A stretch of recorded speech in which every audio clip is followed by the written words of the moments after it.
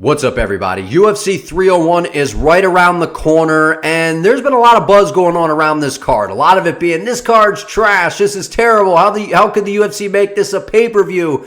But then on the flip side, we have some excitement because the King of Rio, Jose Aldo, is making his triumphant return in the co-main event against the young up-and-comer Jonathan Martinez. And I can't help but sit back, and when I look at this matchup and I really sit back and really look at this, I just go, man, what is the UFC doing here? Because from what we've seen, right, we know Jose Aldo, if you didn't know, he had spent a little bit of time away from the UFC. We saw him his last time out against Merab Dvalishvili, where looking back on that loss, I mean, it hasn't aged that poorly. Merab's been on a tear. He's kind of just been running through people. Aldo was defending the takedowns. It was kind of just a boring fight where, Merab didn't do much other than hold Aldo up against the fence. But outside of that, he's like, okay, I'm going to take a break. I'm going to go box. And he goes out and boxes Jeremy Stephens, and it ended in a draw. I thought Aldo outboxed him. But nonetheless, what we've seen over the years from the UFC has always been these guys that are so beloved by the fan base, these big names that kind of are later on in their career, old heads, as we might call them. There's really that coin flip that we would see from the UFC here in such a big moment in Brazil.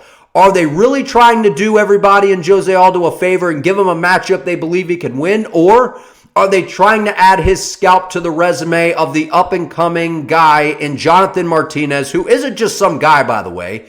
Jonathan Martinez has two leg kick TKOs in his past couple fights. One against Adrian Yanez, and then the second against Cub Swanson. Ladies and gentlemen, that is terrifying. That is absolutely terrifying. And I know that people are going to bring up the fact, well, Jose Aldo's a Muay Thai-based guy. He's got that good high guard. He's light on that lead leg. And he has that great traditional style, which I give you.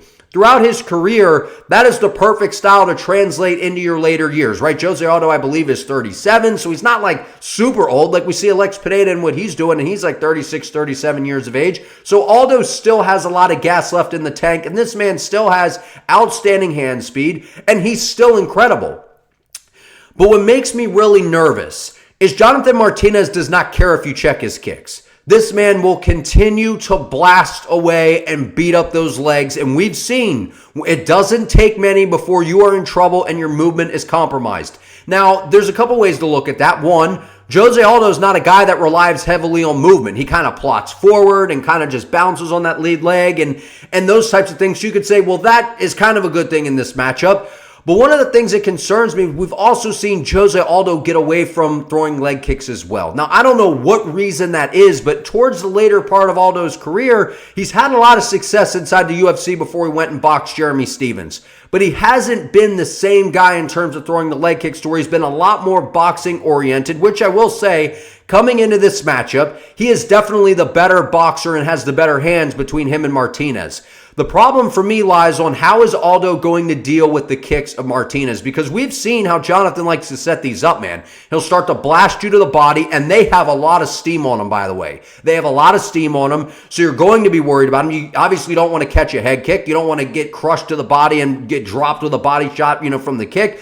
So then you start to worry about some different things. Then he really starts to tear up that leg. And what's so interesting to me about how Martinez is getting this done is he's doing it against a lot of orthodox style fighters. And you go, what do you mean? Well, we've seen whenever there's that open stance battle where you get a southpaw versus orthodox guy, that back leg low kick almost kind of gets eliminated in a way because of the danger of it coming across and that shin bone being turned right in. Maybe you hit the knee. We've seen leg breaks happen that way. So it's always a very scary thing when you're kicking across into the guy that's inside the opposite stance.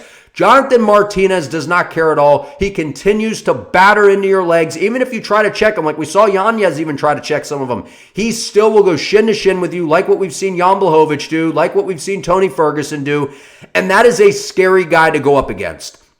So when I look at this fight, like I said, Jose Aldo definitely has the better hands. I think he could sit there and outbox Jonathan Martinez all day long.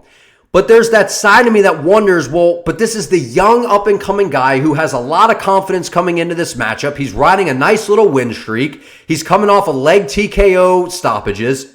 If Jose Aldo, how is he going to be able to deal with these leg kicks? Is he going to be able to defend them? Are they going to compromise his movement? Is he going to get leg kick TKO'd? I mean, I guess we're going to find out.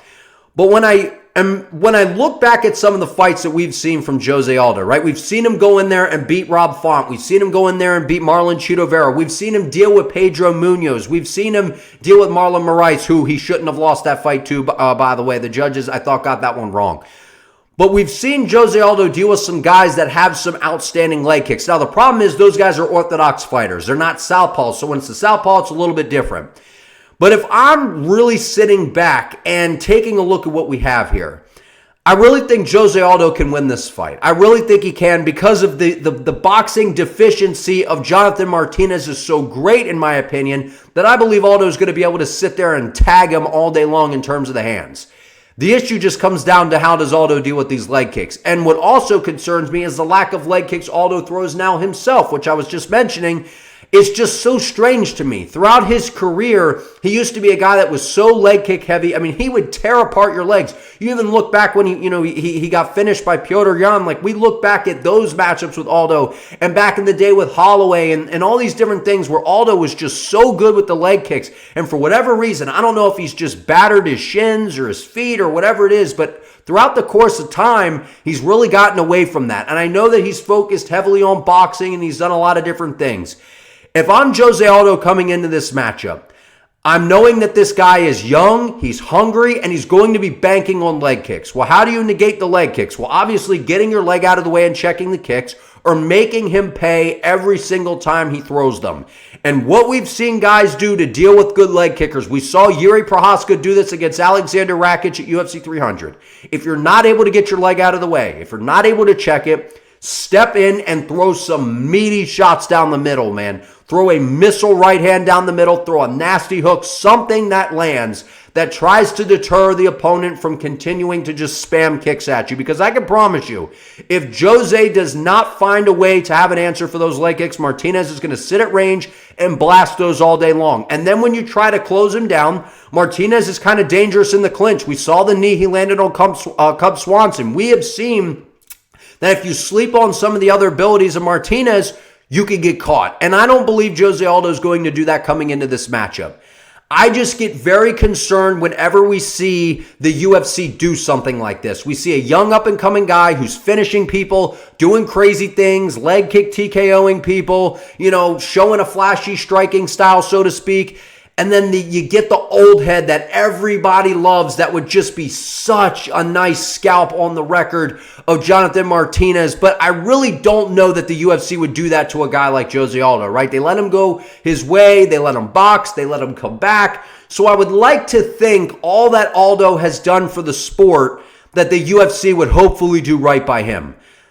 That's going to be the big thing to question heading in to this matchup at UFC 301. Is the UFC actually trying to see Jose Aldo go out with a bang and get a crazy win over Jonathan Martinez in front of his home fans, in front of his home country? Because if Jose Aldo could go out there and finish Jonathan Martinez, man, that would be sensational. And considering he's only 37 years of age, he still has some time left, man. He still has some time left. And I know the division's steep. The bantamweight division is nasty. From top to bottom, everybody in the rankings is nasty. Even the prospects that are on the brink of making a run inside the bantamweight division are nasty. So there is no easy fights in bantamweight. There is no gimme. But if we're looking around, looking at a matchup that could be very winnable for Jose Aldo, I do think it's this one. It just scares me whenever the UFC likes to pair these old heads up with a young hungry lion. But at the end of the day, we've seen Jose Aldo put his boxing combinations together beautifully towards the tail end of his career. We've seen his hands just get better. The speed is still there. The power is still there. I just wonder how he's going to be able to deal with the low kicks of Jonathan Martinez, because that is going to be the big asterisk and the big question mark for me coming into this fight is what is his answer to deal with these things? Because if you don't, we could be looking at another leg TKO, considering Aldo has been away from the sport for a while. He's been focusing predominantly on boxing. How much has he been doing in terms of overall mixed martial arts? But at the end of the day, we can never doubt Jose Aldo, man. This guy has been world class. He's been sensational throughout his entire career. He's done some crazy things. He's accomplished a lot. I would love to see him go out on a positive note. And who knows, maybe he doesn't retire after this fight. You know, the UFC was knocking on his door. Hey, man, Jose, we need you, man. Come save UFC 301. The King of Rio is back. Hey, is he going to run this town tonight, man, at UFC 301? I certainly hope so, but I want to hear from you all down in the comments. Like this video, comment your early prediction below. Do you think Aldo can get it done, or are you going with the up-and-comer and Jonathan Martinez? Subscribe to the channel if you have not already. I appreciate you all. See you next time.